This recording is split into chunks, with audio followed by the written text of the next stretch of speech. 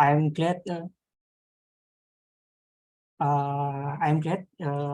help this event. Thanks for coming, Brother Abdullah Cheng and our sister PJ. Glad to have both of you today.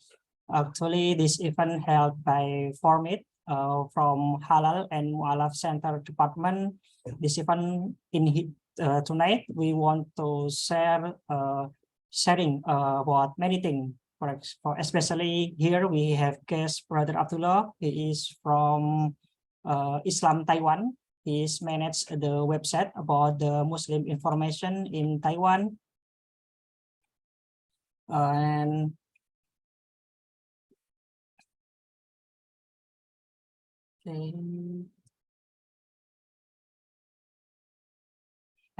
he is graduate from Bilken University in 2017 at Department of Computer Technology and Information System.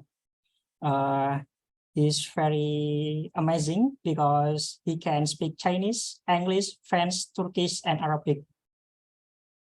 Thank you for coming, for spend your time with us. So you can let us learn many things about Islam community in Taiwan, because we are in Indonesian Muslim. Muslim Indonesia is actually a majority, and I think Muslim Indonesian in Taiwan also pretty much. So it will be nice in the future if we have event together, so we can join event together and interact with the local Muslim in Taiwan. Hopefully by this event we can strengthen our silaturahim from Muslim student Indonesia and Muslim community in Taiwan. And also in here we have our sister PJ. Thank you for spending your time in here, for coming in this event. I want to introduce her a little bit. Her name is PJ Chen. You can call her PJ. She is a student from the NTU. What interesting from her is that she is study about Muslim, especially Indonesian Muslim in Taiwan. So he did a lot of effort to learn about the Muslim culture, about the difficulties as a Muslim in Taiwan, and how to find a halal food. Maybe it will be interesting to have some of her experience about Muslim, and maybe he can give a suggestion, or we can know more about the Muslim, especially as a student or a local student in Taiwan. Okay, before we start, it will be better if we do a recitation of Al-Quran. Tonight, our brother, our friend, Mas Dio. Usually in Indonesia, we call our friend like Mas is like a Suechang. Yeah, is Mas Dio will recite an Al-Quran. So for Mas Dio, please welcome.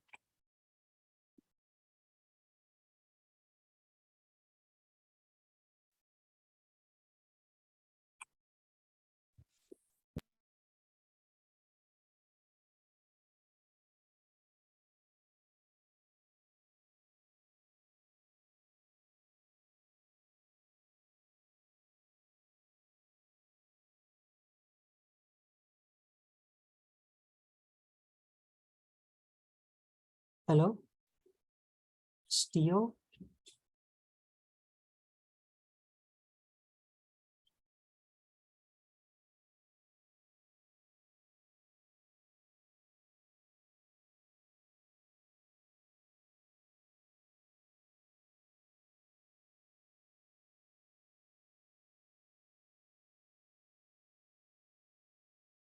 Oh, I think there is no voice. Oh, it has some technical problem. He said that his laptop is restarting, so he suddenly out of Zoom. Maybe we can wait him a little bit more, a moment.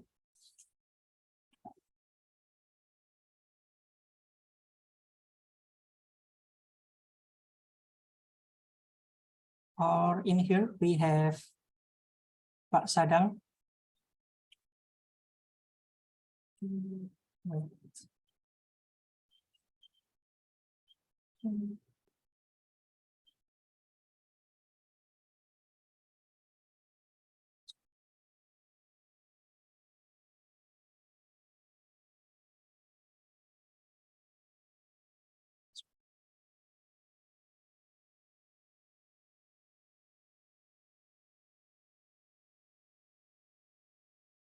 Okay, because there is still some technical problem. Maybe our friend Mas Sadang, can you help to recite an Al-Quran?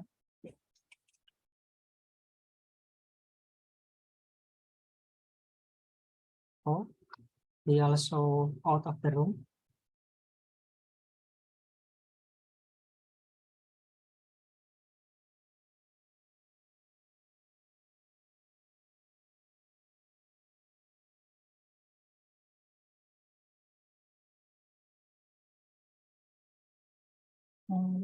Maybe a member from Halal Mualaf Center can help to recite the Al-Quran. Mas Haris, can you help me?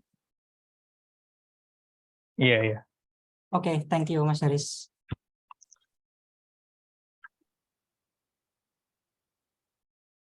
أعوذ بالله من الشيطان الرجيم بسم الله الرحمن الرحيم إن الذين آمنوا وعملوا الصالحات كانت لهم جنات الفردوس نزلا خالدين فيها لا يبغون عنها حولا لو كان البحر مدادا لكلماته قل لو كان البحر مدادا لكلمات ربي لنفد البحر قبل أن تنفد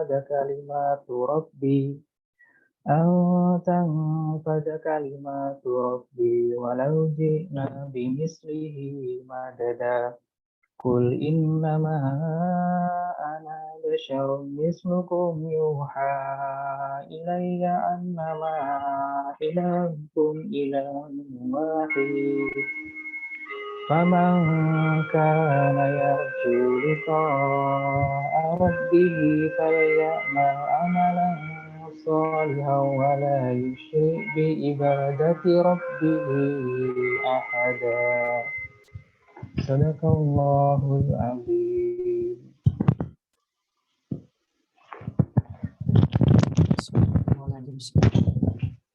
Thank you, Mas Haris, for the Quran recitation. Hopefully, by hearing the Quran recitation, Allah might bless all of us tonight in this event. Okay, now we can continue to our main event, which is a sharing session from our brother Abdullah. Maybe you can, I have slightly give an introduction. Maybe you can introduce more about yourself, and maybe you can share about the Muslim community in Taiwan and what kind of activities. So in the future, we can know each other and we can do even together, something like that. For our brother, please welcome. Let me share my screen first. Okay. Sure. I will add you as a host. Oh, you can share now. Okay. See. All right. Bismillahir Rahmanir Rahim. Alhamdulillahi Rabbil Alamin. Wassalatu wassalam ala Rasulillah wa ala alihi wa sahbihi ajma'in. Amma ba'd. Assalamu alaikum wa rahmatullahi wa barakatuh. Really a great honor and my pleasure to have this opportunity to speak with everyone here. And I think it's a really good opportunity for the Muslims in Taiwan, especially the Indonesians and local Taiwanese people here, to have such beneficial talk. And we ask Allah to accept our efforts and make this event as a starting point for more events like this in the future. And hopefully everybody will benefit from this event today, inshallah. And as our topic today is about Muslim community in Taiwan, I'd like to take this as an opportunity to give everybody an introduction to what Islam Taiwan is, and which is a platform that I have created almost a year ago. So in short, it is just an online Muslim community platform. And maybe some of you might know, some of you I've heard of, some of you might use it. Nevertheless, I'm gonna try to explain what this platform really is and how like Muslims in Taiwan, including myself and all the other Muslims in Taiwan, can utilize this platform not only to improve their quality in life, but also how they can improve their work in the da'wah in Taiwan. And my name is Abdullah. My surname is Zheng. My Chinese name is Zheng Ping. And I'm the founder and the software maintainer of Islam Taiwan. And currently I am a front-end engineer, which is, I'm also a software engineer at the company called GivePack. And previously I was working at Line in Taiwan. And I've graduated from Bilken University at the Department of Computer Technology and Information Systems in 2021. And as Brother Yusuf has introduced, I do speak in Chinese, English, French, and Turkish, and a little bit of Arabic. It's also because of my personal background. I have lived in Saudi Arabia, in Belgium, and in Turkey for quite many years, which is why these are the languages that I can speak. And here is a short overview of what Islam Taiwan is. As I said, it is an online web platform. It is a website that anybody can use from their mobile phones or their laptops, any device that can connect to the internet. It is a platform that you can access very easily. And what this web platform has, of course, the most basic one is the local halal information in Taiwan, which are, the halal restaurants that have, halal certificates or maybe not. And then we have this halal stores and hotels that have some certain kinds of halal certificates. And other than those, we also have the information for all the mosques and prayer rooms around the entire island of Taiwan. And a very important part of what Islam Taiwan has is the online Quran reader with the traditional Chinese translations. And we are gonna go through these information one by one later on. And other than the Quran, we also have online Islamic resources, such as the articles produced in traditional Chinese, and videos, which are mostly lecture videos spoken in English, but translated into Chinese and written in traditional Chinese. And also we have a very nice Muslim handbook specifically designed for those who do not really know much about Islam, or maybe those who are newly converted to Islam but do not know much about Islam, and they can really benefit from this handbook very easily. And this website, it is available in Chinese, English, French, Arabic, and Indonesian. And as for us, we can handle Chinese, English, French, and Arabic ourselves. But as for Indonesian, I think we really need help from our communities here. And if you have surfed on our website, if you find anything that needs any correction, feel free to contact us and tell us directly what kind of, is there any translation error, or is there any mistakes in the contents? Feel free to tell us about it. And actually, the work behind Islam Taiwan is only by two people.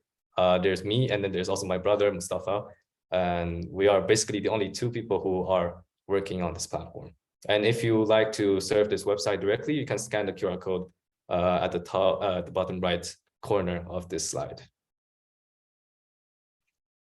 And these are just small screenshots from the website. As I've said, we have all the local information in Taiwan that is basically more beneficial for the Muslims already living here, or maybe tourists who are new to Taiwan, who just came to Taiwan, and they want to really know about what kind of information we have here, the halal restaurants, the stores, the prayer spots, and organizations and hotels. So these are really the basic information and also the mostly used features in our websites. Even though our main concern is actually our online resources, which is really what makes Islam Taiwan stand out from all other platforms in Taiwan. And what really shines are actually this section. The first one is Islamic knowledge, which is Islamic article and the videos, as I have mentioned, and the online Quran, which you can read very easily through our website, and the Muslim Basics, which is a book written by Dr. Ibrahim Zhao, who is the Imam of the Taipei Grand Mosque. I have seeked his permission to put his content into our website directly, basically as an ebook that you can read very easily. And sorry, about a year ago, before all this has started, as somebody who, even though I lived mostly out of Taiwan during my whole life, but whenever I'm in Taiwan and I have discussions with my non-Muslim friends, a way to really let them know about Islam is to try to invite them to read the Quran. So we as Muslims, because the Quran is the main source, the main core of knowledge and truth for all of us to learn about. So of course, to let other people really understand what Islam is, we have to lead them to the Quran. So we would try to invite them and say, try to read the Quran. But what do we really expect the non-Muslims to do when we ask them, try to read the Quran? Are they going to physically go to the mosque and ask for a copy of the Quran? Or are they going to wait for somebody to give them a copy of the Quran? Or will they actually go search on the website or on the App Store or Google Play Store to look for an online Quran resource? And this is what you would have got. And this is, of course, these are all websites and platforms that maybe you are already familiar with. And they are really actually beneficial for us for the last, I can say, 10, 20 years. Most of us Taiwanese Muslims, whenever we need to really look for Chinese translation of the Quran, we can look from these websites and mobile apps. And for example, the first one on the left side, you can see it is quite a very old website that hasn't been updated for, I think, many years. And as you know, the technology today has evolved so much that people nowadays, if it's not really encouraging for anyone, especially Muslims, and even ourselves, we are not really encouraged to go to such websites. And how do we expect non-Muslims to be attracted and we get interested in the Quran? So this is really like a starting point for me to consider making a brand new revolutionized online Quran platform for not only the Muslims in Taiwan, but also especially the non-Muslims in Taiwan. And you can also see on the third screenshot, there's the Quran Majid, which I myself, I have benefited from this, but I think it's really hard, especially to non-Muslims, to first convince them to download an application to their mobile phone and then let them to read the Quran. I mean, most of them, maybe they're not really interested in Islam at all. And it's already hard to convince them to, download an application to their mobile phone. And the rightmost screenshot is Quran.com, which I believe was the best option all the Muslims in Taiwan have. But really the biggest problem was it's not really localized for the Taiwanese Muslims. And it only has simplified Chinese, the tafsir, the translations, all they have in simplified Chinese. So we have made from scratch an entire Quran online reader, which you can read all the surahs through our website. And it also has a lot of more features that you can see from just these screenshots. But as you can see, we have a really clean interface. You can see both the original Arabic script, and you can also see the Chinese translation, as well as the tafsir, the explanation for each verse in the Quran. So if you can just press that book button, then you can see what is the meaning behind this verse, which I think is really important, considering, most of us not only do not know Arabic, and by simply looking at the translation of the verse, it's really hard for us to really understand what is the meaning behind all of these ayah. So I think these are just some screenshots for you to take a reference to, and inshallah, I think you can, whenever you want to introduce somebody to Islam, you can simply give them this Quran to read online. If they don't have the original copy of the Quran, you can simply go to islamtaiwan.com and see the Quran. And these are back to what we have talked about, the restaurant section. Basically for all the halal stores, the hotels and the organizations, they are pretty much the same layouts. And you can either see all the lists of restaurants in all cities, but you can also switch into a map view, and you can see from the map which exact locations do we have restaurants or halal stores. You can also filter them by the restaurant style. Is it an Indian food? Is it a Taiwanese local food, etc., etc. And also you can see by certification. And this is what I mentioned, which is the Muslim Basics book written by Dr. Ibrahim Zhao. It really is, when I actually saw the physical book, I really thought that this is something very essential for especially non-Muslims to learn about. And I really wanted to spread this information through online and make it very accessible to everybody living in Taiwan. And so here's what you see. It has so much content, like very beautifully explained the main essentials of Islam, the main concepts, the fundamentals. What is Islam? What is Muslims? Well, who is Allah? What are the responsibilities of a Muslim? And the faith pillars of Islam, and some etiquettes of Muslims. So if you have any friend or somebody who just converted to Islam, I would highly recommend you to share this ebook for them. And as I mentioned, this is the articles, Islamic knowledge section of our website. You can see a lot of articles that we have produced, even though we are still trying to write as much as we can, even though we don't have that many articles so far. But this section, it's more focused for the Muslims in Taiwan to really know more about their own religion. And this is all written in traditional Chinese, of course. So probably it would be more comfortable for the Taiwanese people, Taiwanese Muslim living in Taiwan, to really benefit from all of these.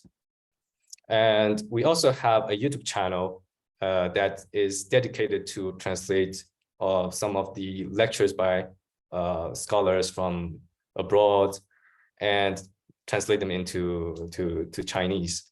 So if you will, you can subscribe to our channel, even though we did not update very recently, but I believe all of these videos are really beneficial and they can stay there for a long period of time. Whenever anybody has doubts about Islam, I think this is a really good starting point for them to watch these videos.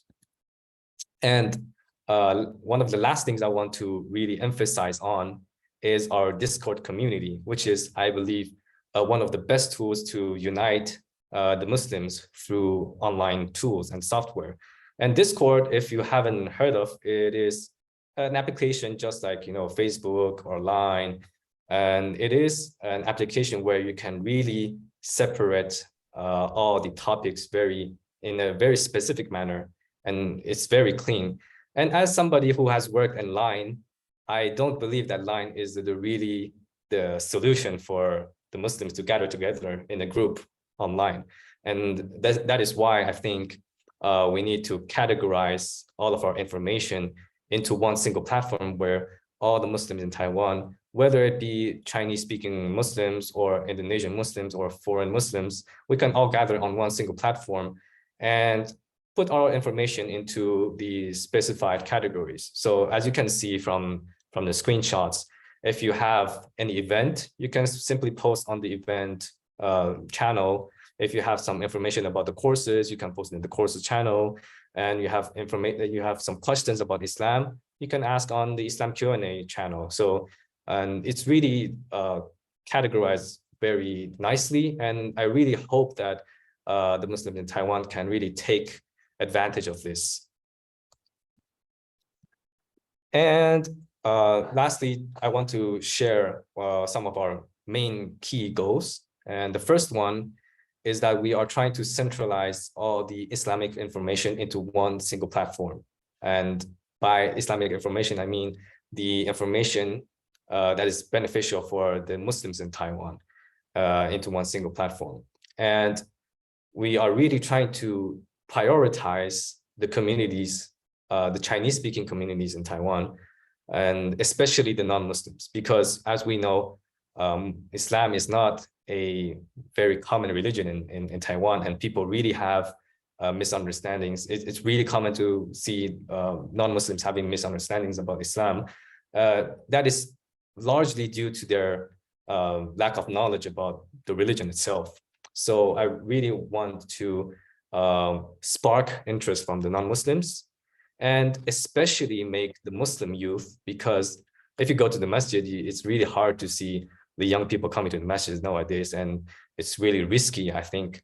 So I really want to, spark interest, not only from the non-Muslims, but also especially from the young Muslims, to become more eager to learn about their own faith, because many of them, it's very sad that they are only doing their Islamic duties just because of what their parents told them. But what we really need to do is to reflect on why we are following these rules, why are we following the teachings of the Quran.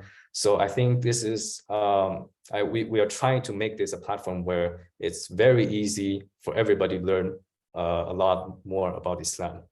And also we're trying to provide free and accessible localized resources to the public for everybody.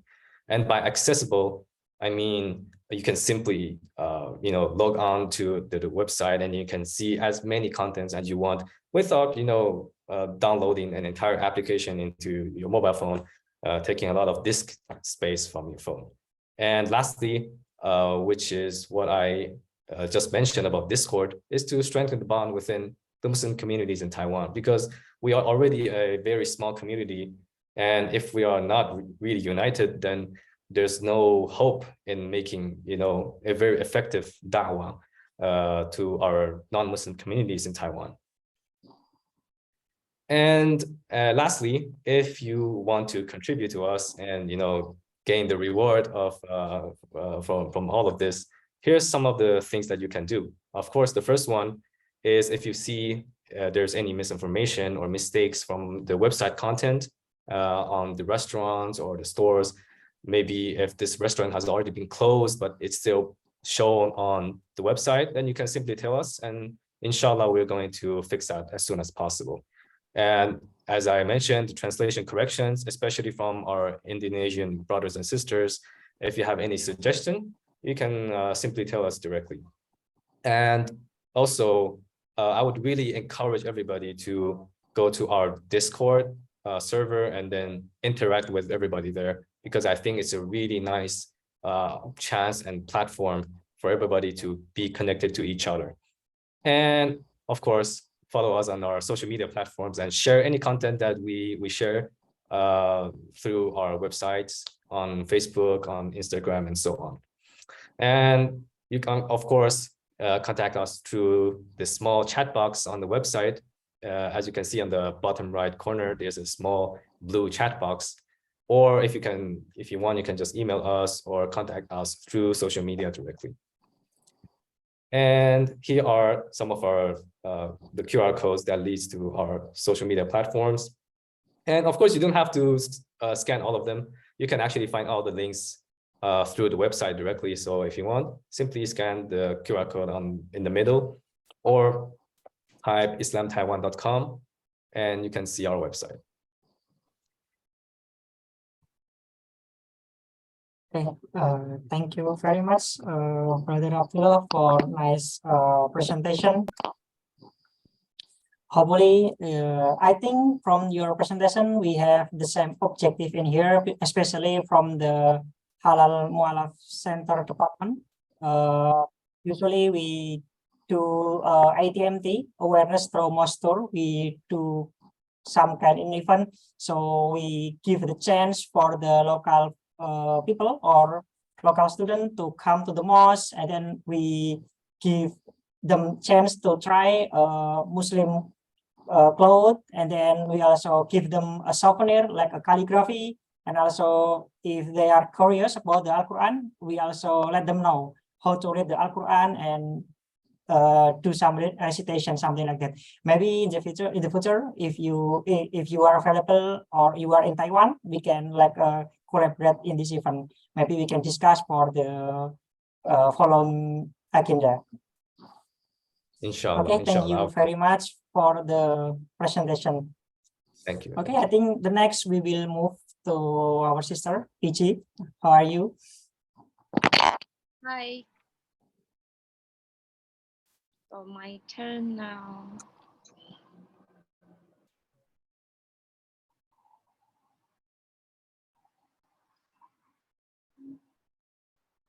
Can you see the slide? Hello. Okay. Yes, we can see the slide. Okay. My name is PJ. I'm a master student from NTU, and thanks for me and Joseph to invite me for this event to give me a chance to share my research experience. And this is actually part of my thesis research and relate to the challenge and adoption of Indonesian Muslim in Taipei. And today, my presentation outline will be two sections. First one will be my research structure and finding. Also is my point of view of my during this 1.5 year, my observation of the Indonesian Muslim in Taiwan and my point of view to the Islam culture. And second one is as a student and my aspect of how does Taiwan society thinking about Islam. And I will roughly introduce my research. And my research field will be Islamic study and migration study combined with urbanism. And I am an outsider in a social science. And my relationship to my research community, I am an outsider role. I'm not a Muslim, I'm not an Indonesian, but I think there are some restrictions on my research, but also I think I can provide some point of a new aspect to this research, but it will be a lot to learn. And a lot of people tell me about it, and I need to say thank you to them. And my research field is focused in Taipei and Indonesian. So why Taipei, why Indonesian? Because Taipei is a capital city and cultural center. And Indonesian actually is the largest population in Taiwan of the Muslim community. And actually, from the 1945 until now, the Muslim population changes a lot in Taiwan. Since the very beginning, there is a group of people. Actually, they are political elite from China. We came to Taiwan with KMT. KMT is a political party. And so those elites, they come to Taiwan as a minority. So actually, Islam group of people in Taiwan is a minority group. Until now, still the same, but the population change, cultural change. And it's need to introduce a little bit history of the Taipei Grand Mosque. And when the first group of Muslims came to Taiwan, they didn't have a mosque at that time. So they used the old Japanese house as a mosque. So we can see the small picture on the side. It's a Eid al-Fitr celebrations at that time. So they used an old building as a mosque at that time. But during the very early age, Taiwan faced a diplomatic issue. So they decided to use mosque as a diplomatic venue to build the international relation with Arabic country. So that's why they decided to build a Taipei Grand Mosque in Taipei. And it Taipei Grand Mosque was an important diplomatic venue at that time. So that's why the Taipei Grand Mosque can become a heritage now in Taipei. So people, actually it's a public place. So a lot of people will notice it and go to the mosque to take a look. And coming back to the thesis, what challenges the Indonesian Muslim will have in Taiwan? So I collect my data from three parts. First one is the most important one is halal food, and the second one is pray, and the third one related to woman is hijab wearing. And we can use this. I use these three data to reflect like our government's policy about Muslim friendly policy. And also it can reflect how the society reaction to Muslim culture.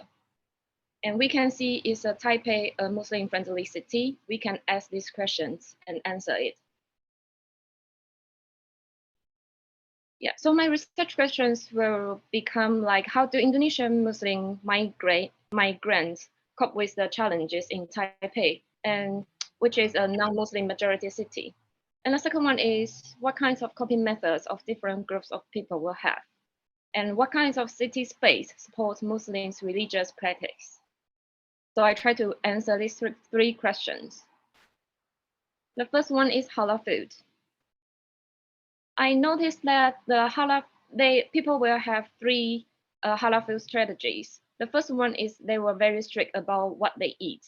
So they will cook by themselves or identify the sources. But the second one is convenient halal.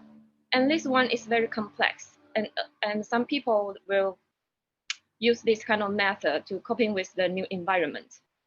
And I noticed that one thing is very serious is about the inequality of labor rights, because some domestic workers they are lacking of their autonomy of deciding what can I eat and what can they eat. So they will be forced some there are some more restriction from the employer to put on the employee, so they cannot decide what to eat, even what to buy. So actually, it's just a reaction to current options. And to the extremist level, it's the third ones. They will be forced to eat the pork. So it's very complicated situation for them. So it's a self-adoption method. Or some people, they just at a very early age, when they just come to Taiwan, they have cultural shock. They didn't know what's going on and what the environment's like. So either students or migrant worker, they will have this kind of cultural shock period. And in Taiwan, there's an interesting finding, I think. It's about the halal food.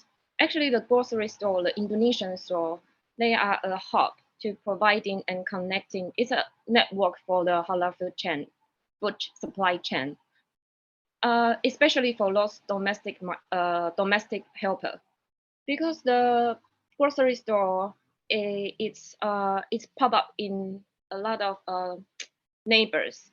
So it's small, but it can be accessible for them, because due to their inequality contract, they cannot really have days off. So visiting this grocery store is a good place for them to get halal food. And their halal, maybe not strict halal, but just not pork. So they will have imported food and ingredients from Indonesia. So it will be halal for sure. And some food bags they will provide it, because those domestic workers, they cannot cook or have they couldn't make any decision about what to eat, some of them. So they only can rely on this kind of food bags to concur the food provided from the employee. And the food bags during the Ramadan will change the cuisine. So for on the left bottom corner, this picture, they will change the cuisine to let people eat to do buka puasa. But the Indonesian store in Taiwan, only two have been only 2, and one of them are in Taipei, near the Taipei Grand Mosque, be issued by the CMA, the Halal restaurant certification. So only 2, but why? I think this question is hard to answer, but for those Indonesians, so they couldn't have these certifications, so they will provide the meat, halal meat imported box to show to the customers that they are using halal meat and their food is halal. So those customer Muslim will trust them. And the grocery store is very interesting. Because most of them in Taipei are very small due to the expensive rent, but they will still try to find a space to put on the a desk, or like the pictures in the middle. They can just flexible. They can provide a space for short visiting to finish a full box and go, to let the domestic worker to have an escaping room to escape from the employer and take a rest and then go back to their work. Because their work, so far I know, some of them are very tiring and it's like 24 hours and no days off, and it's legal. Some NGOs is fighting for it, and I think it's an issue now in Taiwan. And another one is religious organization. They will provide this halal meat delivery and service to Muslim. This one is PJNU office, but I noticed that like MTYT, some other organization, they will have this kind of service also to help people not become a vegetarian, but also can have halal meat. And the second one is pray. And in Taiwan, I noticed that the Indonesian Muslim, they use the ethnicity economy to find this, to practice their religious practice. Like on the left side, this one is a hair salon, like people gathering there to reciting Quran and have a gathering event. And on the right side, it's a second floor of an Indonesian store. The owner provides a small room and prayer mat for those customers who are dining in, or they just want to pray. So they provide a place for them. And this picture is about Muslim-friendly environment policy from Taiwan. Because Taiwan's recently is doing the Muslim-friendly traveling, and they create a lot of space doing at the public transport stations. And this one is at the Taipei main station. The prayer room is just like that. It's very small. The most it can only provide maybe 3 people can use at the same time, and it's quite full. So during my observation, a lot of people have to queuing for the prayer room, and some of them have to find a quiet place near the prayer room to pray, because it's too much people need to use it on weekends. Because on weekends, it's a days off for some plant worker. And the third one is hijab wearing. This one is for woman's experience. And the hijab wearing experience between migrant workers and students are quite different. For those migrant workers, they suffer a lot from doing their work. So they can only put on hijab when they are days off. And the Taipei main station is a place for them to put on a hijab and meet the people who are the same, and just build up the social network again. Or on the right side is a Eid al-Fitr praying, and it's a good event, a good event and an excuse, and maybe not excuse. It's a good how to say. And they will tell their employer to ask for days off because they need to pray. So it's a very good opportunity for them to fight for their labor right, I think. So I feel like Indonesian Muslims have strong community in Taipei. They're helping each other to overcome difficulties and inconvenience in the challenging environment. Those communities not only religious community, but also just even some informal small community. As long as they are Muslim and Indonesian, they will help each other. And the second section is my aspect of how do Taiwanese think about Islam in general. I think the first one is just unknown because not so many people know about Muslim, even though we have a Chinese Muslim community since the very beginning in Taiwan. So people face the unknown thing. I think some people will be curious, like Yusuf just say, like people will come to the mosque and join the Formit event on weekend. They will like to try the hijab and curious about a lot about Islamic thing. But some people will not curious. They just feel it's just a religion. So I think most of them will have the idea from international news, but the Western mainstream international news, and most of it is those things will be on the news. Sometimes it's just conflict or war or some negative image. So people maybe will get a little bit more or less will think about that directions and have the images from that and become a bias. But I think people still will think it's a far away from us. It's just a far away thing. And some researcher will start to think why, because we have a Huiming, like a Muslim, Chinese Muslim at the very beginning. But why the Islam doesn't really doesn't localize in Taiwan as a local religion? So some research think about it. So their point of view is that maybe because those kind of Chinese Muslim is political elite, they due to the social level differences, so the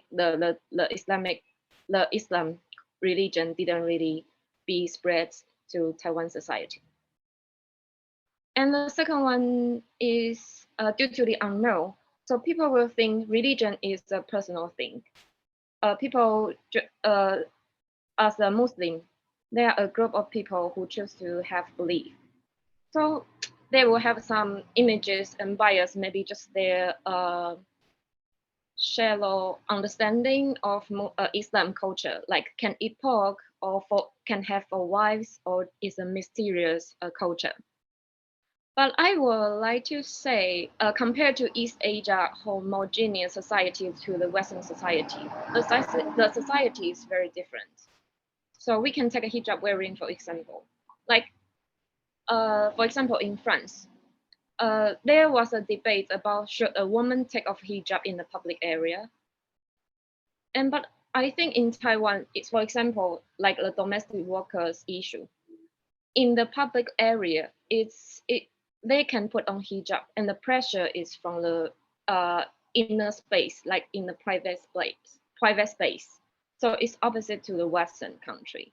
So actually, I think our society in Taiwan is not friendly, but not unfriendly. It's a neutral space, but we still have but we won't have strong reaction or anti emotion to Islam.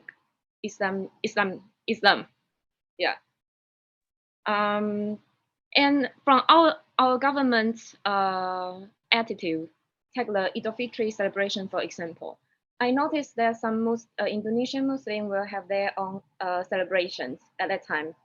And the biggest one in Taipei is PJ who hold one near Taipei Main Station. And actually, our Taipei city government also had another Idul Fitri party in Dan Park. And I visited the party. Actually, it's quite friendly. I won't say it's perfect, but the government is trying to spread the point of view like we are a multicultural city. So multicultural is, and Taiwanese accept it and think maybe neutral or positive to this word. But if we talk about multiculturalism in the Western country, maybe people will have a anti-feeling. It will cause a backlash on it. So come to the third one, my conclusion and some professors' opinion about it is like, as long as it's not related to my interest, I think people won't have anti-Muslim emotion, or people were just curious about it. Maybe they will want to know it. But when it comes to my interest, like the domestic worker issue, they will but it's not anti-Islam itself. It's about the inequality contract of the employer and employee. So those kind of pressure to female migrant workers and those plant workers who work in the factory, they cannot practice their daily prayer. They cannot focus on the schedule because the employees think they own the employee. They own their labor, so they need the labor to make money. So they don't really think about the religion thing. They just focus on about their interest. Yeah, it's my point of view. And finally, I would like to think, because some people really ask me about these questions, like, do we have Islamophobia? My point of view is, I think no, because Islamophobia actually is a very Western word. I mean, this word is a Western concept from the maybe since 911, this kind of like extremist activity.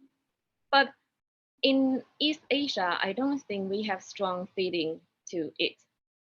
And maybe some people will have different opinion about it. Maybe they think they saw some hatred speech on the internet. Some people will have like bias or thinking about Islam they talk bad or negative thing about Islam. But from my point of view, it's not like Western country. They will have very extremist conservative. They will have like an organization to take a strong reaction to spread around this kind of anti and bad and wrong information about Islam.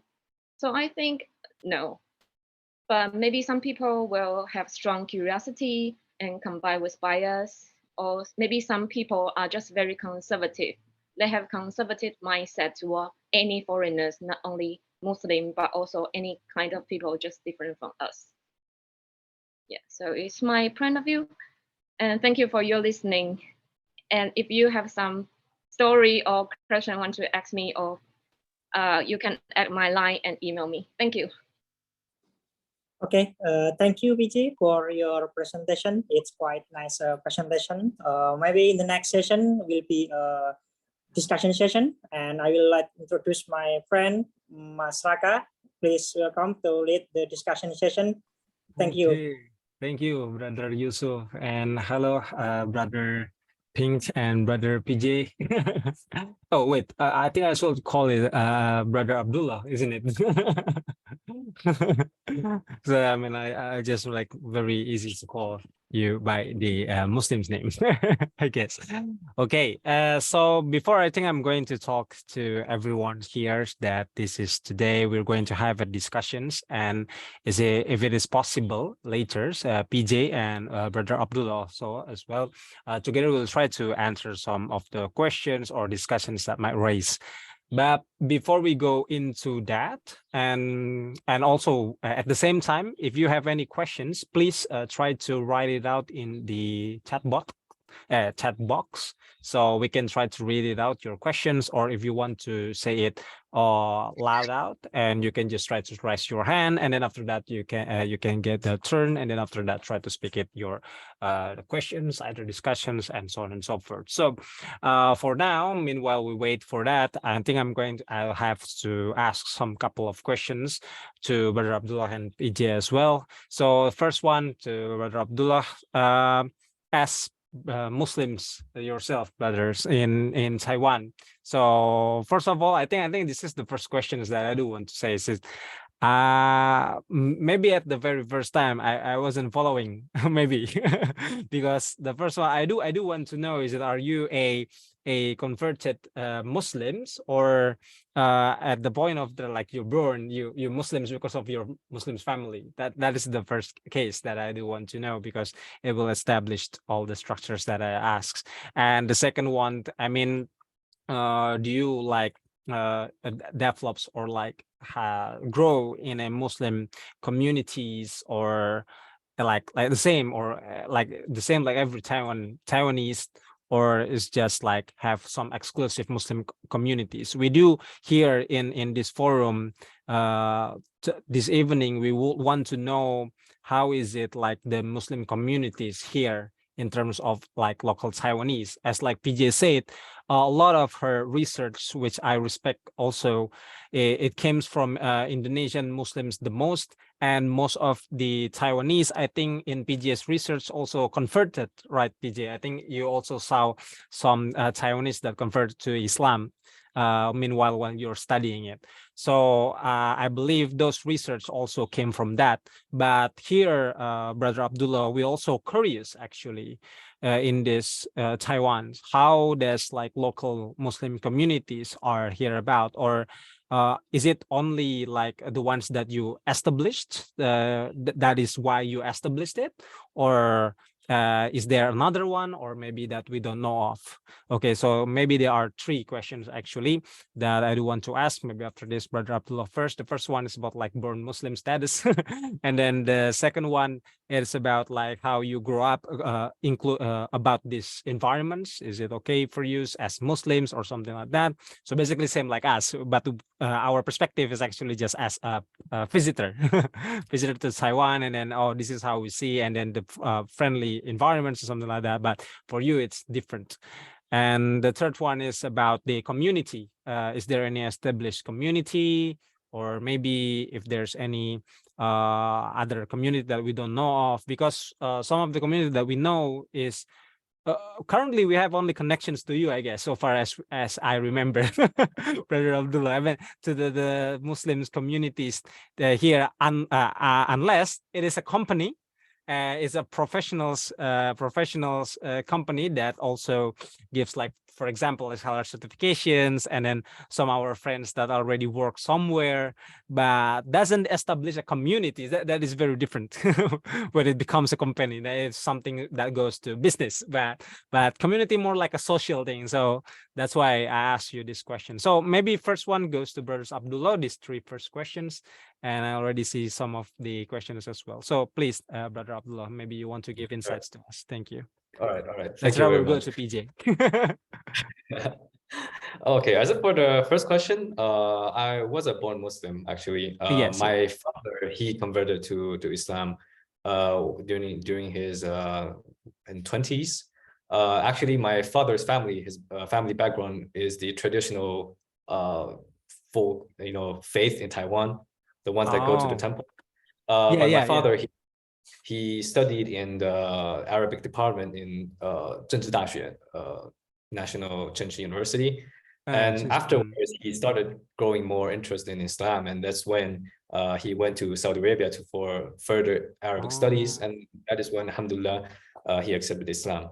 And that is also how I grew up with. I grew up with the Islamic environment. And as I have mentioned, actually, I don't think I'm the right person to be asked about how the situation in Taiwan or the communities in Taiwan is, because over half of my life have been outside of Taiwan. So maybe it's not that accurate for me to answer that. And also, other than that, I would say at one point, and I think it's relevant to even the Indonesian Muslims, is that even though we might have been grown up from an Islamic environment, both of our parents are Muslim, but that doesn't really mean that as you grow up, you will keep remaining as a Muslim. I believe this is, as our religion teaches us, this is a test for every single human being in this world. And it's not because I have a name called Abdullah that guarantees me to paradise. It is something that every single human being needs to go through and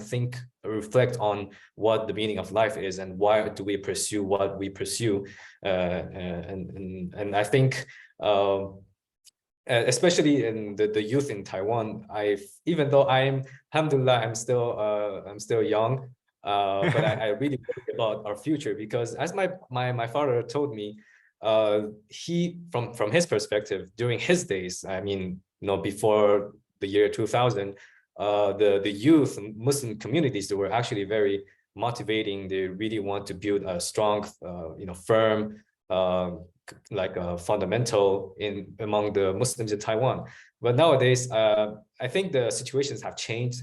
Nowadays, it's not really about the Taiwanese Muslim, but the Indonesian brothers and sisters have started flowing into Taiwan. And I think most of our youth Muslims consist mostly of the mixed backgrounds from Taiwanese and foreign parents. Maybe the father or the mother is a Pakistani, Indonesian, and then the other one is a Taiwanese. And so I think that I can kind of answer that first question. And as for the second question and third question, I don't know if I can combine them together. As I said, my growing environment is, I've learned most of the Islamic knowledge through inside of my family. And of course, there was a period of time when I used to go to the masjid in Taiwan when I was still small. And I think back during the days, we didn't see that many foreigners. So even though actually, technically speaking, they are foreigners from, the ones coming from China or Burma, Myanmar, or Thailand, we have our imams are from these countries. And that, I think the communities that we were really involved with is simply the masjid itself. I don't really feel that we have an external community outside of the masjid that connects the people together. And I think each masjid have their own like little small communities. The Taipei Masjid has its own community. The one in Zhongli, it has its own community. The one in Kaohsiung has an own community. But nowadays, because of the internet and the technology, it really starts to allow us to connect with each other simply through the internet. And I think the Indonesian communities play a really big role in this. And because of the high population of Indonesian students here nowadays, I think it has the situation really changed a lot. And as for the Taiwanese community situation, and I don't really think that the Islam Taiwan community is a really big community per se, because it's still a fairly new online platform. And because we didn't really target for an online community at the beginning, we were only trying to make a tool, a place to learn about Islam, and so on. We didn't really think about establishing a new community, and neither are we a company. We're not a registered company at all. We're just I have my own job, and I'm just working part-time on this platform. So we do not have any company or registered organization for this. And I think I would identify ourselves as just an online community. So far we didn't have any offline event or offline meetings with the other Muslims in Taiwan. Of course, inshallah, I hope that maybe in the future we could have more events like that. But of course, I know that nowadays there are more Muslim communities in Taiwan, especially, I think all of you know Al-Hadi, which is the organization basically mainly focusing on teaching the children about Islam. But as you can see, they recently about the world famous speaker Noman Ali Khan coming to Taiwan, they really did a super great job in organizing the entire event. So I think it's a really good sign to see more communities flowing out in our country like this. So I really have high hopes for our future, the Muslims communities in Taiwan. Yeah. I think what you said is interesting, though. Even though that they don't have that strong communities, they will also have these strong relations within their own families usually, and they go on with that. And then in Taiwan, I believe that is where Islam in Taiwan got in. I mean, that is where Islam in Taiwan. I thought this is maybe why Brother Abdullah established or developed this kind of community, which why just like make a group and then do something. For example, like Discord. I'm in that Discord, by the way. So I tries to speak out there as well. So this is the part where I believe if there's are more aware Muslims in Taiwan, not just like born Muslims in Taiwan or like converted Muslims. Also, we Indonesian Muslims that wants to know about Muslim communities in Taiwan joins that community, then it could be like established as bigger, maybe that we could already know. Because I think if we want to talk about market, there's so many these markets, and we will still need to search it, but we don't know how to have this kind of connections or maybe bridge into that.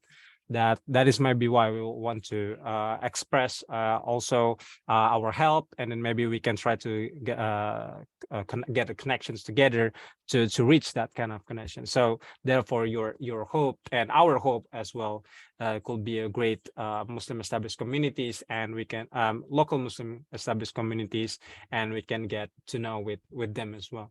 So yeah, thank you for Brother Abdullah. So I will get into how you market your community, but before we go into that, and then there's also questions in the chat group, but I also want to ask PJ. Thank you, Brother Abdullah, for the answers.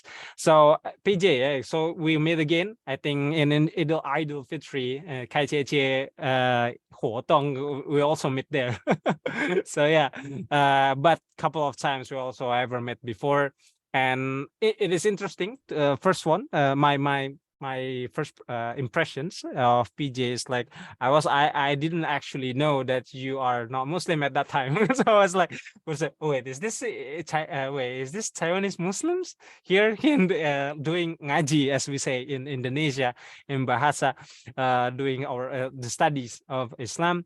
And then at that part, though, when I explained, I think it was Brother Yusuf who explained to me about you. So I was like, oh, really? Oh, that's interesting. And then also Brother Husni who explained to me that part. So that is why I interact with you more, and then you try to ask for me for like contact, something like that. So yeah, that is why do I say it's interesting, because your study right now, I believe, is it already in almost like finished part or like what? Yeah, it's almost finished. Oh, yeah, okay. So if it is like almost finished, I will say let's congratulate you. So that means you're close to your graduation. Yeah. So, yeah, because the thing is, we do want to know, when you're doing this study, you in your slide, I'll say, if you also bring about your thoughts about Muslims, but there's also things that you see when you're doing these Muslims are very interesting. I think I say it about like maybe I think it's around like fourth slide or fifth slide. I don't know. You establish the three categories that I said is interesting, categories of halal. The first one is like strict halal, and then the second one is the convenient halal, and the third one was like going to pork, something like that. So no halal, so it's haram. Like so. I mean, it is interesting how you see this. And I do want to say what is the reasons you establish these categories, because I believe it can be cited by me. And then when I'm trying to explain this to my friend, or you got this from like interview or something like that, because that's a way to explain how we are here in Taiwan, not just Indonesian, by the way, because I believe your participants are mostly Indonesian? No, or you try to look some to other nationality as well, PJ? Actually, my project only focus on Indonesian Muslim. Yeah. But my life experience also I might have some friends, but they are like Malay Muslim or Singaporean Muslim. So I can tell, yeah. And I met some people at the Taipei Grand Mosque doing Jummah, and they are from India, Pakistan, and maybe Africa. So I can tell the differences. Yeah. So I know the community is very diverse and different. Yes, for yeah, like you knowing, but you also the target participants is like Indonesian Muslims. Then I mean, like for your research. Yes. Okay. So when I see about that, that is yes, that is the conditions. Even in internationals, it's actually the same. PJ, we do also have these kinds of like very strict rules of halal, and those are like maybe just know the halal rules conveniently, and those maybe have some reasons to not go into those halal's very strict rules. So I do want to know like the reasons why you established those categories. And the second questions, I think I'm just to go to second questions for you, PJ. If it is like already or almost completed, because I thought this is an interesting study. Are you meaning to like maybe publish it or disseminate it to us so we can read it? Because I think in terms of like the same scholars as the same students, I think it's interesting to see someone studies about ourselves, so we know. Yeah, so you might want to do an about like what do you think about it? Thank you, PJ. Please proceed. Okay, the three category, actually my study is more, yeah, the three categories just as you said, but I try to put not so many theoretical background on that. Actually, I put three because it's related to the identity, like your Muslim identity, because identity is changed. Like the brother Pinjang just said, like it's not like you say you are Muslim, then you will be just Muslim. It depends on your practice and everyday practice and think of and pray, and you have to. It's a way of life, your way of lifestyle. You need to really stick on it. So I spread these three kinds. It's related to the identity constructions. So like if you are you come to a new environment, like if you stick to the halal rules very seriously, then you will just because I just want to show the dynamic of the identity Yeah. change. Yeah, Yes. like you are very religious Muslim, like you are strict and like self-test, or what happened if you become a convenient halal Muslim? Like what happened if about yourself or it's about the environment make you become like this? It's unavoidable. Or the third one is of course is it cross the rule. Yeah, it's haram maybe as you said. But interesting part is like some people yeah it's haram, but I think myself is still Muslim, so I break the rules.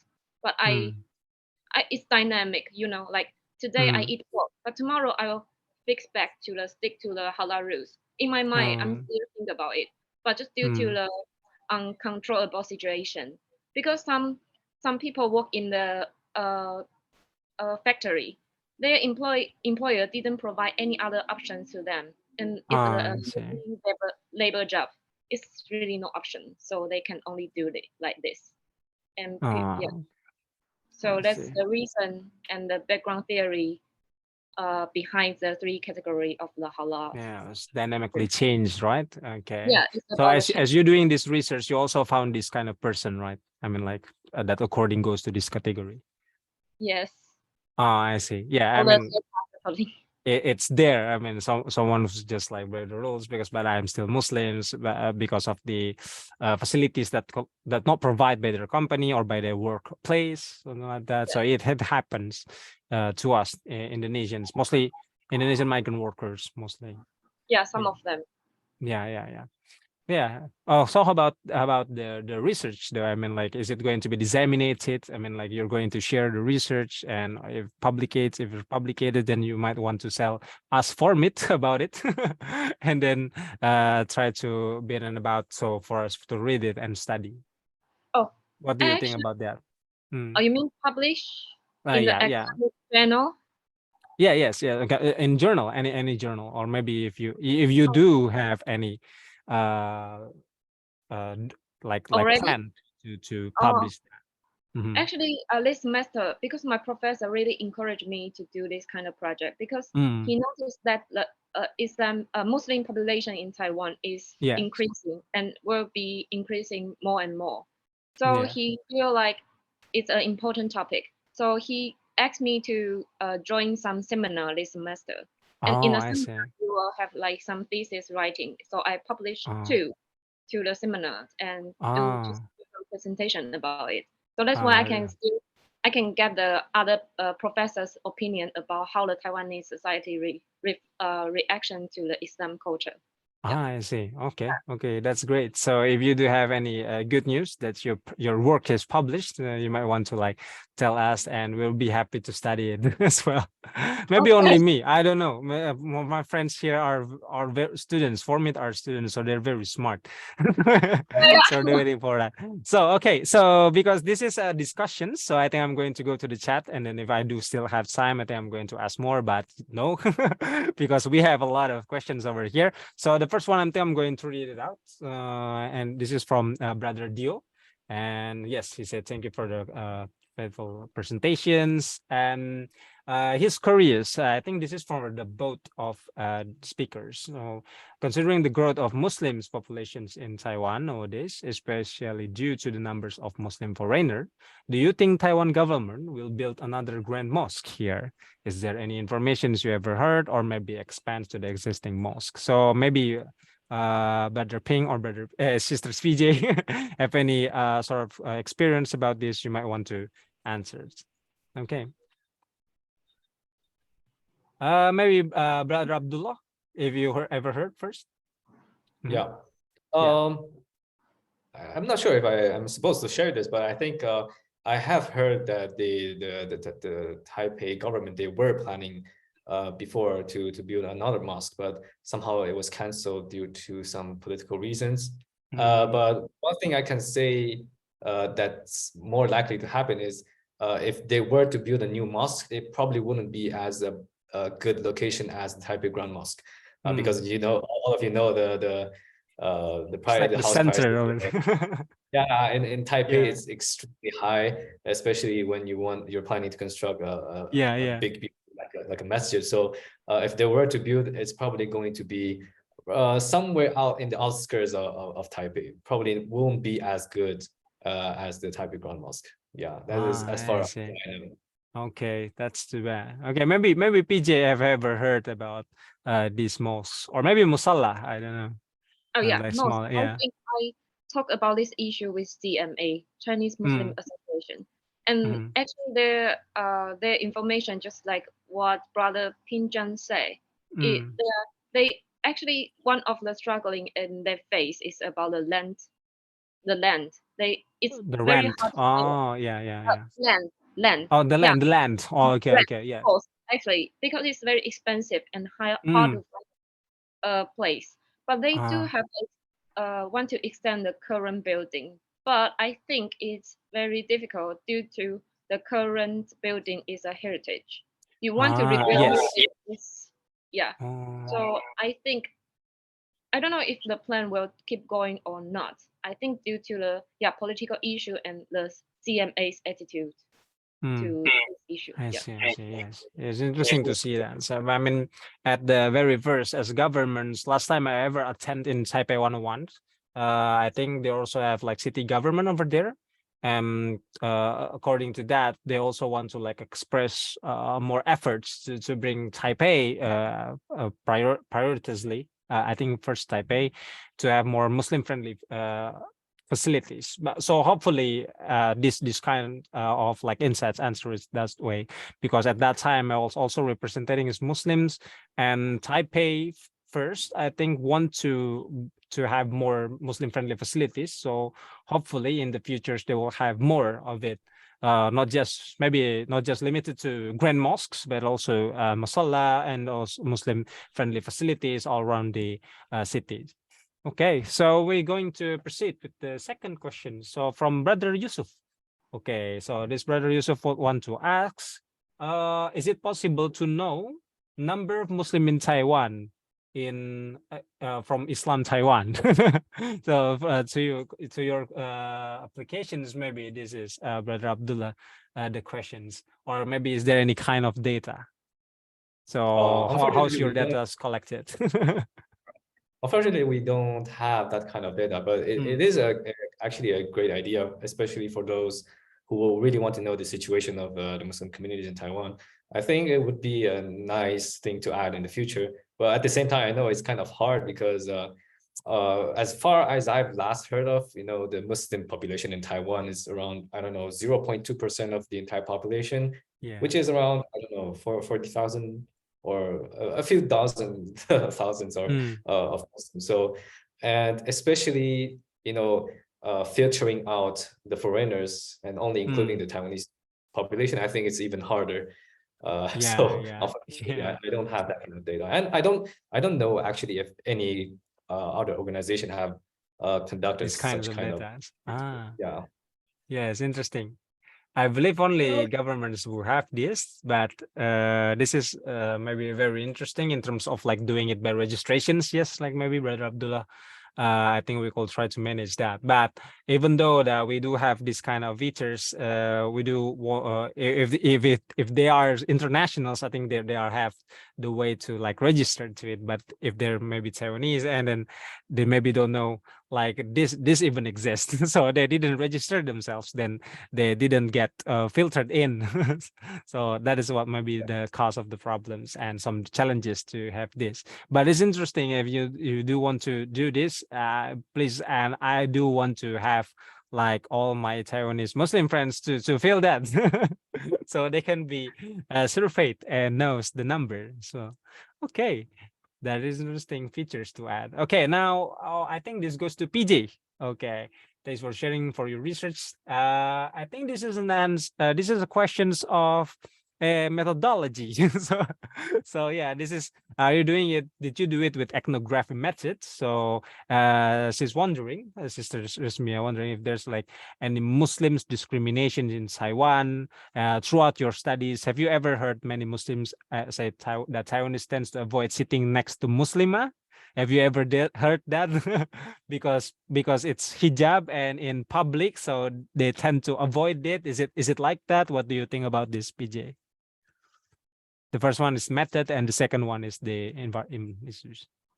Yeah, okay. The first one, the method, I use 3 methods. The first one is I participate in, and I collect my data by participation. Like I went to the Taipei Taipei Main Station, or I joined some events. So I met Rekha and Yosef, and I just interact with people and collected my data. And the second one is I interview in-depth interview with my participations. And the second one is semi-constructed interview, because it's hard to collect data from, I will have to say, from the migrant worker for me. And the first restriction is my language ability. I cannot speak Indonesian language, and I cannot speak Javanese, but some of them speak about it. So yeah, so I have some restrictions. So I can only use semi-constructed methods, or sometimes by translations. And this is my method. And the second question is, I will say it's not related to my research, because my focus is towards the Muslim. And so the Muslim discrimination in Taiwan, I think discrimination is everywhere, and yes, in Taiwan also. But I think it's a personal thing. How to say that?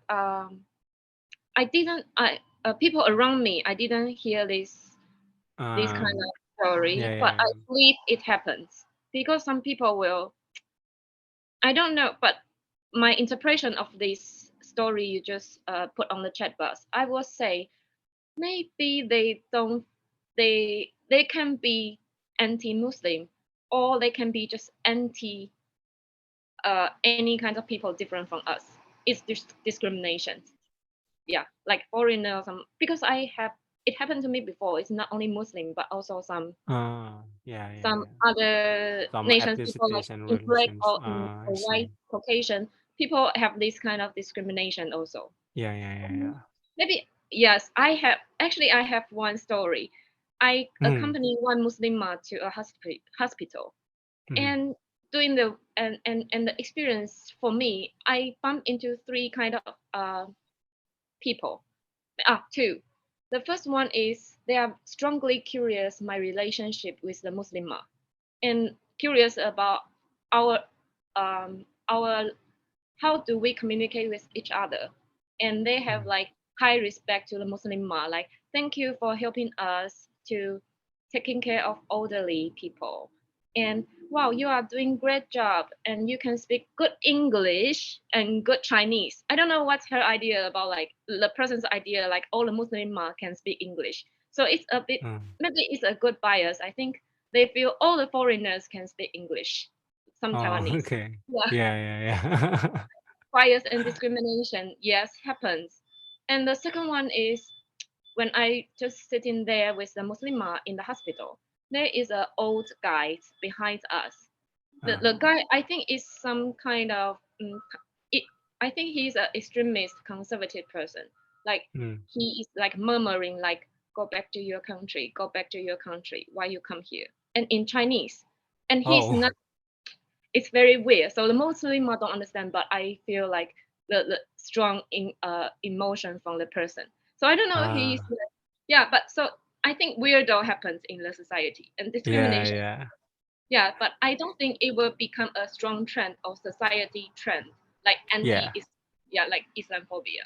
Yeah, it's I see. Yes. I think I do agree with PJ that discriminations do happens everywhere, even for myself. So, I mean, when I go to like, you know, for the place for wudu, we do as well have like Muslim facilities that place for wudu. Sometimes when I go there, I do want to get this open, but the workers there say it cannot. So I was like, why? I do want to make it open because I do need to have my own prayer. But, so you cannot use this.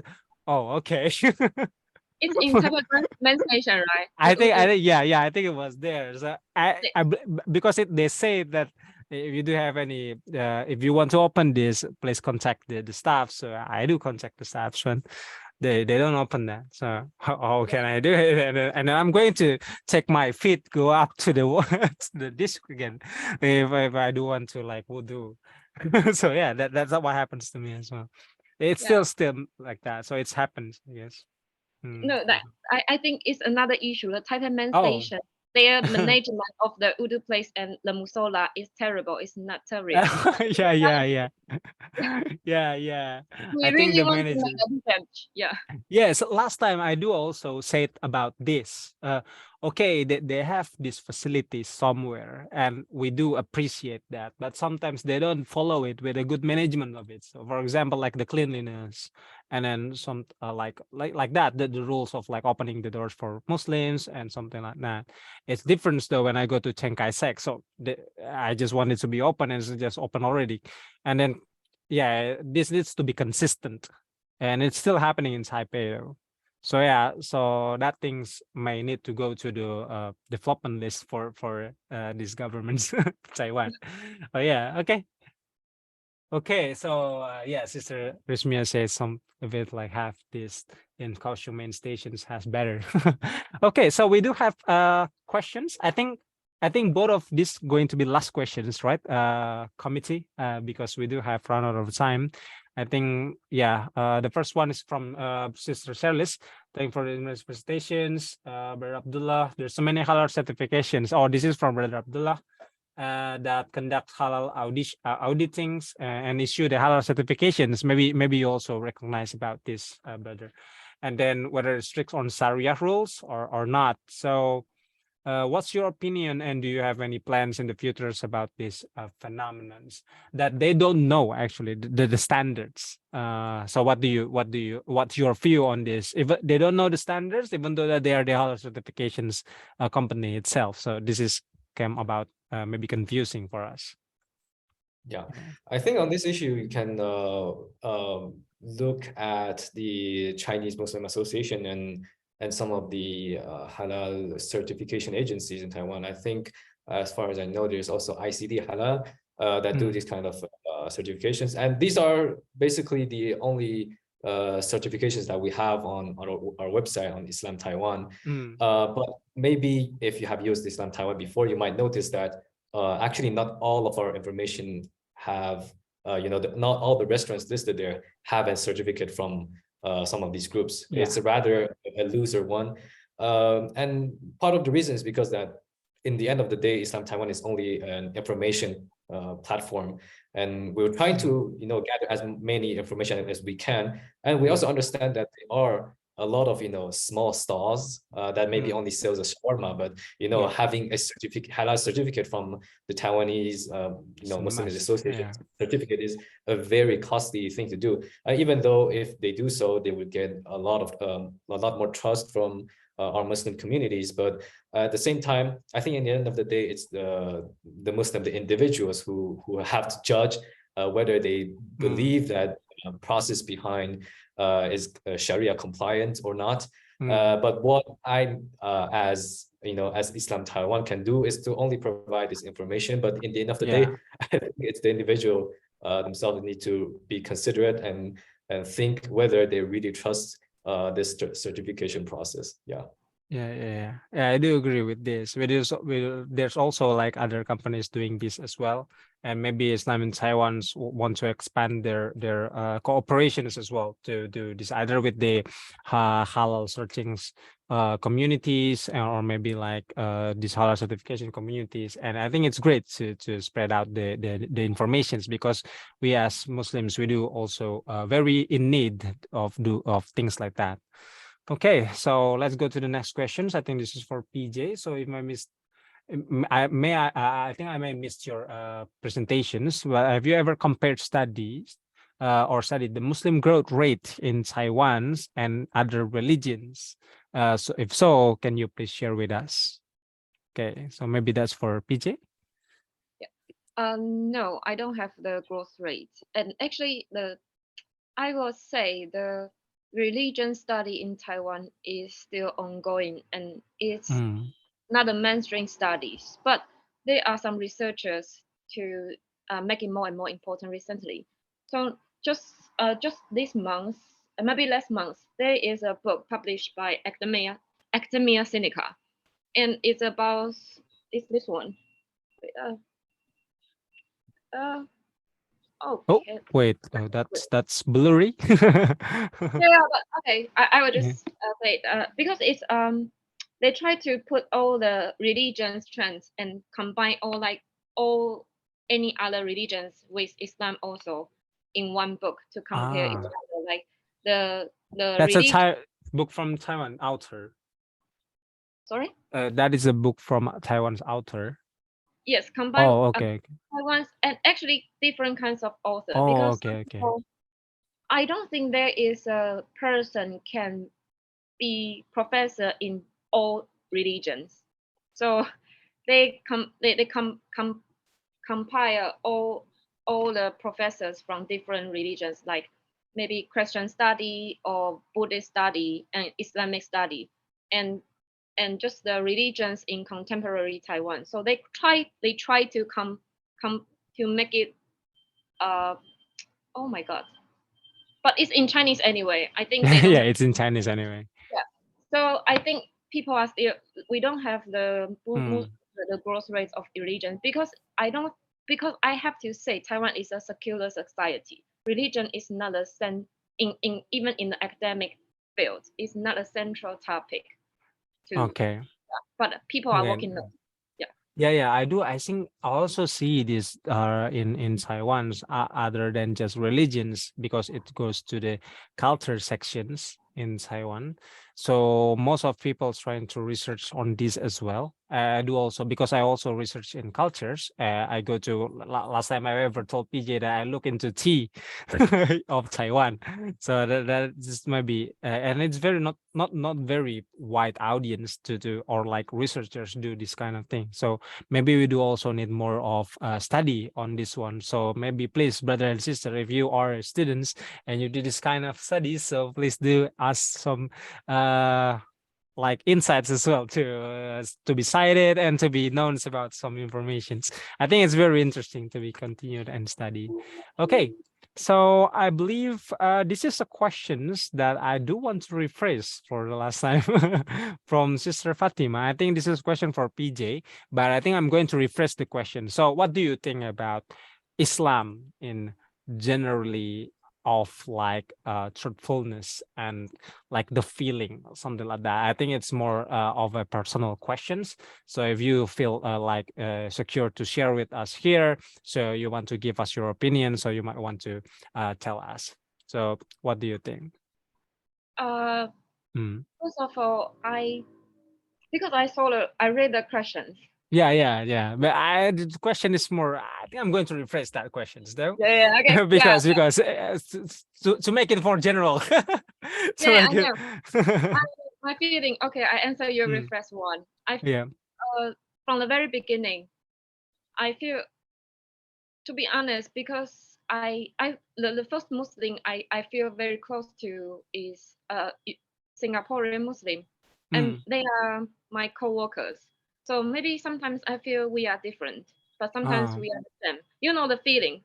At that time, I didn't know that in depth about Muslim culture. So maybe of course, food and alcohol is the different thing. Like we cannot. But in Singapore, I noticed that the environment is very Muslim friendly, so we can eat together. I don't have like the differences that big, but in Taiwan, I feel it's super big. Like you have to be very curious, very, how to say that, be careful about what you eat, and it's not go out with me easily. So, and by my observation of Muslim, we are the same, and the religion to me, the feeling is very sincere. I see. Okay. Sincere, and people are have strong connection with each other, I feel. Yes. Okay. And compared to and the question is other religions. Other religions. Oh yeah, sure. If you do want to compare them. I don't want to talk about that, but if I think now is a like open discussion, but I would like to talk more. If you can email me, then we can talk about it. Sure. Okay, so please email.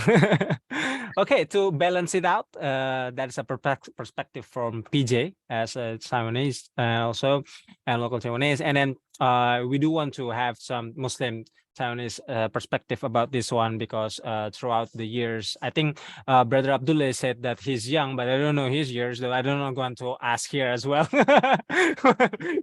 so throughout these years and throughout your lifetime, so what's your views and what's your aspects of Islam that you teach the most, and what kind of highlights that you want to share with us, brother, to balance the question out? Well, first of all, I think I would give an example from my friend, because I have studied middle school here in Taiwan. That's the only phase where I actually, have a local relationship and connection with the local people of my age. And what I really noticed that is, as Sister PJ, she said that generally speaking, Taiwanese people, they are not really knowledgeable about what this religion itself is. Yes. And what every time I try to do is to, try to ask them to, remove any bias, any knowledge you have previously have about Islam, and then start looking into the religion in a non-biased and very objective way. Because obviously, what the media has portrayed or what the TV news are showing, everybody knows that it's not the reality at all. So, which is why I will always try to talk from the perspective from the Quran and the Sunnah about the history and the reality, separate the religion from politics. And I think that is something that is really important to talk about, especially when communicating with Taiwanese Muslims with different faiths, whether it be Christianity or like local faith or Buddhists. So I think it is really, it is also a duty for us Muslims to really spread the correct message and the correct truth for them to understand. And before doing that, I think we need to first educate ourselves to make sure that we really have the right understanding of what our religion is.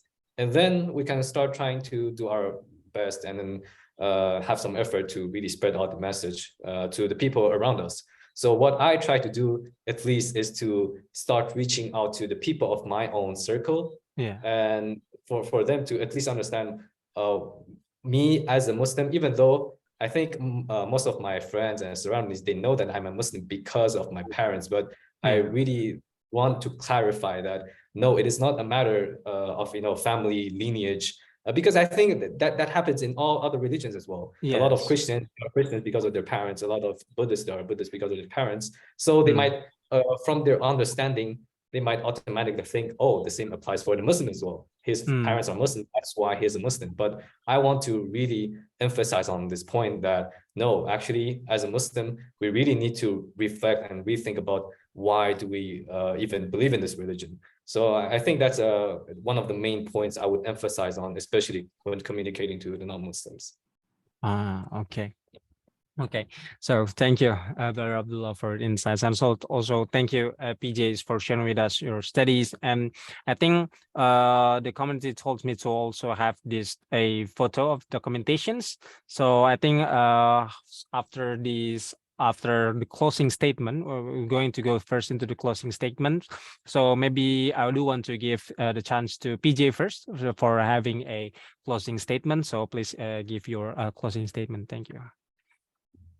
Thank you for giving me this opportunity. And if I say something wrong or you want to give me some other opinions, please let me know. We can give me a chance to discuss with you with more information about this. We can exchange our idea about it. And thank you today. Thank you, Reka. Thank you, Yusuf, and Thank all you, community members. Okay, now, Brother Abdullah, maybe do you have any closing statements? Okay, thank you very much. It's a really a big honor and a pleasure for me to speak with everybody here. And inshallah, we ask Allah that we can have more this kind of fruitful events in the future, and not only through online, but also we can have more online, offline meetings and discussions to really improve and build up our connection and relationship with each other in the Muslim communities in Taiwan. So inshallah, we pray that all of our efforts and all of your efforts are accepted, and inshallah we would do much better in the future, inshallah. Yeah, that's great. Inshallah, together we'll try to our best to fill out that and then supports which is our both of our purposes. And then in order to do that, we also need to collaborate with everyone's here. So maybe some of our friends that we will also want to document this for today, because this is also maybe a point of history where someone can try to do this kind of free public opinions, and then public have some seminars that with our friends over here. So please, we do want to have some documentation. So those of you participants that would want and have the chance to open the camera, please do, and please do so, because we're going to have some photo sessions. And this one, I think I'm going to be helped by who is going to take the pictures, Brother Yusuf? I wasn't aware. I think Mas Dio will help Oh, us. okay, Brother Dios. Okay, so please, everyone, if you have times and maybe the chance to open the camera and the availability of the camera, so please do open your camera. Okay. Okay, so I have 2 slides here. You already now we can start. Okay, so I will take picture for the slide 1 first. Yes. 1, 2, 3. And the second slide. 1, 2, 3. Okay, thank you. Okay, thank you everyone for the times. This is so much. I had such as happiest moments as our life. We do have some sharing. I believe some of you might want to go rest or something like that. But tonight we also have some fruitful conversations, fruitful discussions, and those are born here are some lucky people, lucky few, because there's only so much forum going on about.